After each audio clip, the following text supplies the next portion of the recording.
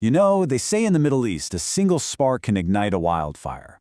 Well, today we're tracking a whole series of sparks. Military strikes, high-stakes diplomacy, and massive street protests that are threatening to do just that. So let's break down what's happening and why it all matters.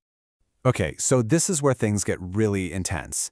Iran's Revolutionary Guard isn't just saying, hey, we did this. No, they're sending a crystal clear message, calling their actions a warning while promising a more severe reaction. I mean, that's classic brinkmanship, right?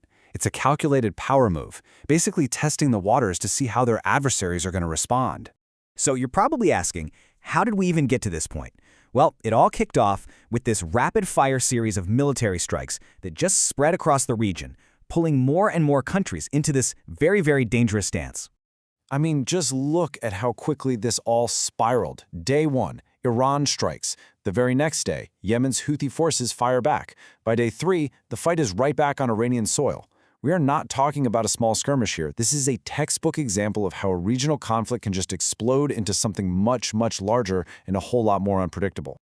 And believe me, these attacks aren't random. The targets here tell a really specific story. Sure, taking down a drone and an F-16 is a bold statement, no doubt. But look closer.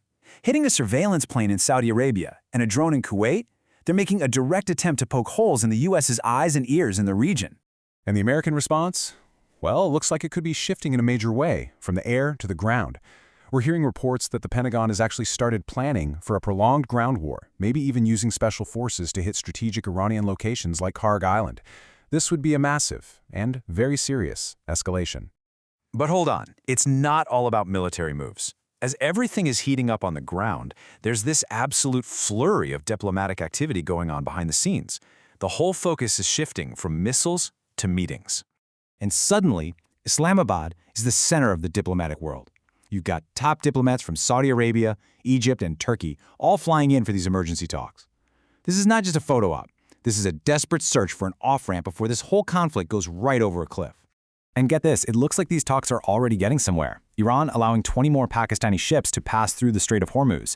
That might not sound like a huge headline, but it really is. Control over this waterway is a major point of tension, so this is a pretty significant olive branch. It shows that, at least for now, diplomacy is having an effect. But this conflict isn't just being fought by soldiers and diplomats. A third front has opened up, and it's on the streets. Public opinion is quickly becoming a powerful force in its own right. And what's so fascinating is that these protests are not all the same. Over in the US, you've got this No Kings movement that's aimed right at the president. But in Israel, the protests are targeting their own government's handling of the war. It's just a powerful reminder that public anger can have very different flavors. And when a huge name like Robert De Niro wades into the debate, it just takes the conversation to a whole new level. His statement that the president is a threat to the survival of America is incredibly strong, and it gives the No Kings movement a much, much bigger megaphone. Now, while all of this is unfolding on the international stage, you got to remember life goes on back home.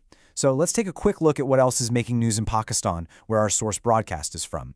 It gives us a sense of all the other priorities the government is juggling right now. First up, the Prime Minister is keeping a close eye on the country's fuel supply. Asking people to limit their travel, well, that's a telltale sign that the government is bracing for potential disruptions because of the regional conflict. And even as Pakistan is playing this role of peacemaker, it's still dealing with its own internal security threats. The arrest of a wanted terrorist in Karachi is a stark reminder that the government is fighting battles on multiple fronts. And finally, a weather alert. Yeah, heavy rains and hailstorms. It might seem out of place, but it's also a grounding reminder that while governments and armies clash, for most people, life is still about the everyday things, like whether or not it's going to rain. So, what does this all mean? When you take a step back and you look at the big picture, you see a region that's just teetering on the edge, being pulled in a dozen different directions all at once. Think about it. On one hand, you have military forces on what looks like a collision course. On the other, you have diplomats racing to find a peaceful solution. And right in the middle of it all, you have ordinary citizens taking to the streets demanding to be heard. All of these forces are coming to a head, which leaves us with the million-dollar question: what happens next?